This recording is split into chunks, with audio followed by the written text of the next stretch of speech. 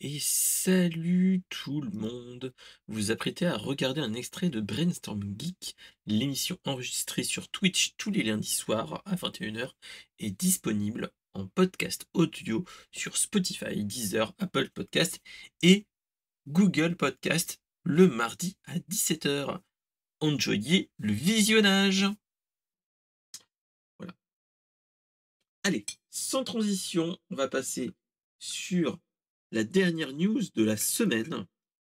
C'est la sortie de Android 15 Developer Review numéro 1.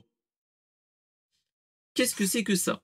Alors, pour ceux qui ne sont pas, qui ne connaissent pas l'univers Android, on a normalement une version tous les ans, quelques années, et on a un rythme de croisière où, pour que les développeurs puissent implémenter au fur et à mesure une nouvelle fonctionnalité de l'OS dans leur application, on a des développeurs preview. Et donc, ce qui s'est passé, c'est qu'on nous a sorti, euh, c'était pas aujourd'hui, c'était samedi, vendredi ou samedi, si mes souvenirs sont bons, la première développeur review. Qu'est-ce que c'est que ça? Donc, c'est les premières versions postables. On peut les utiliser. Après, c'est à vos risques et périls, hein, faut pas se leurrer. Et ça permet de voir les évolutions qu'on peut avoir déjà proprement dit. Ce qu'on peut voir déjà, c'est Android 15, OK. C'est que, c'est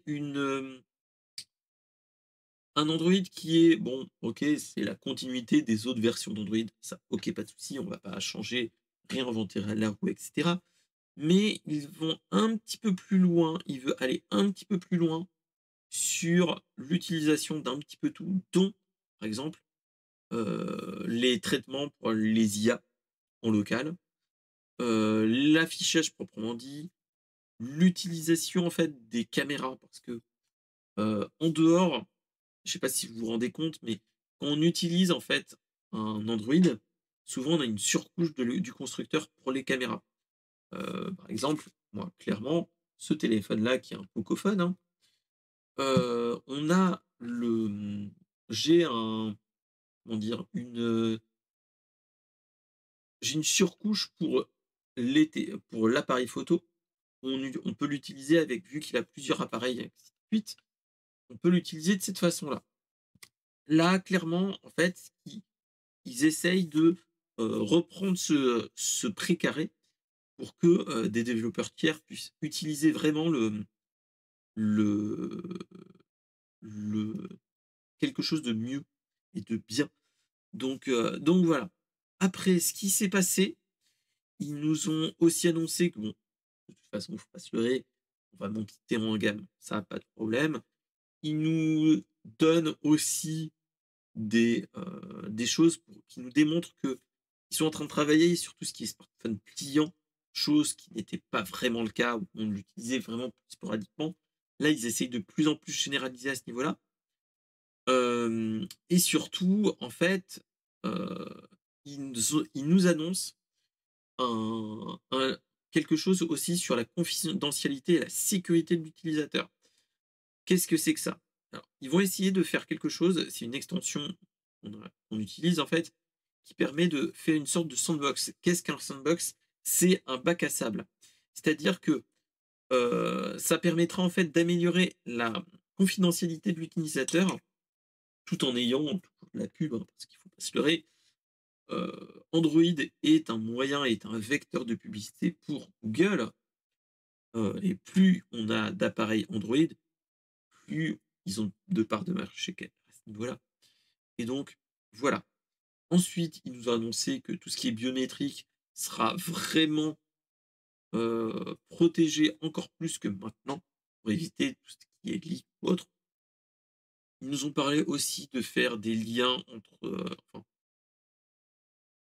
d'utiliser une plateforme plus sécurisée aussi pour tout ce qui est données de santé. Parce qu'il ne faut pas se leurrer, maintenant avec, nos téléphones, nos montres connectées et ainsi de suite, le téléphone est aussi un endroit où il peut y avoir des risques problématiques de, de fuite de données, dont la santé proprement dit. Et donc, on verra bien ce qu'il en est. Et bon, n'étant pas développeurs, ils nous annoncent juste que, voilà, ils vont essayer de sécuriser tout en laissant possible et le d'utiliser ces données de fitness en local. Après, toutes ces informations-là, il y a de fortes chances qu'on le verra aussi, heu, au moment du Google I/O qui est souvent vers, fin avril, entre fin et mi-mai, fin avril et mi-mai à peu près. Donc il y a des choses à voir à ce niveau-là. Proprement dit, ça peut être très intéressant. Après, ce qu'il faut se dire, on est sur la première version d'une développeur preview. Il peut y avoir de nouvelles fonctionnalités qui vont arriver au fur et à mesure et des bugs qui vont être enlevés par rapport à la version finale. Ce qu'il faut se dire, c'est qu'on est au tout début du cheminement, des développeurs preview et des «bêtas» entre guillemets. Souvent, ce qui se passe, c'est que quand tu as les développeurs preview, tu en as environ 2 ou 3, si mes souvenirs sont bons. Un tous les mois ou tous les 2 mois et en fait, ensuite, tu as les «bêtas» entre guillemets, hein, qui sont et après, qui nous emmènent jusqu'au début de l'été et après du mois de juin-juillet jusqu'à octobre, tu es sur sur les dernières versions bêta qui sont clairement super stables et qui sont proches de la version finale qu'on aura sur les téléphones. Voilà. Après, ce qu'il faut se dire, c'est que toutes ces développeurs preview ne sont pas, hem, ne sont pas encore dans, ne sont pas diffusés à plein d'appareils. Principalement, il faut pas se leurrer, c'est si vous voulez l'utiliser, essayez déjà, d'aller sur des appareils type les Google Pixel. Le premier Google Pixel 6 supporte les développeurs preview et on peut aller jusqu'au Beat. Dans l'absolu, moi personnellement, si vous l'utilisez, c'est pour une utilisation de tous les jours, je ne vous conseille pas d'y aller. Là, c'est des trucs qui sont plus pour une utilisation type, type, développeur, voir comment on utilise, comment on peut l'appliquer, comment on peut transposer l'application sur les nouvelles plateformes et ainsi de suite. Est-ce qu'il va y avoir des bugs et cetera? Clairement, on est clairement dans ce cas-là. Là, je vous dirais d'attendre, allez, fin de l'été pour essayer de bidouiller, essayer de regarder. Même moi qui a un passif de bidouilleur avec mes anciens téléphones, je vous dirais: attendez un petit peu, vous allez essuyer des plâtres. Même si ça peut être stable, il peut y avoir des utilisations qu'on peut avoir qui ne sont pas encore implémentées et inversement.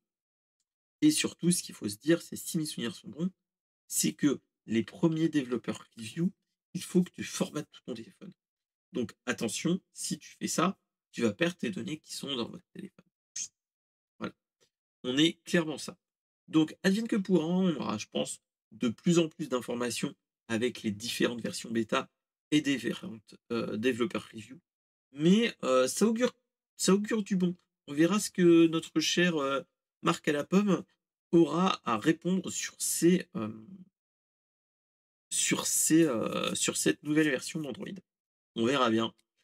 Allez, merci de m'avoir écouté. N'hésitez pas à proposer des actus sur la pop culture dans le Discord et dans les commentaires, de réagir et surtout mettez le pouce bleu. Allez, à bientôt!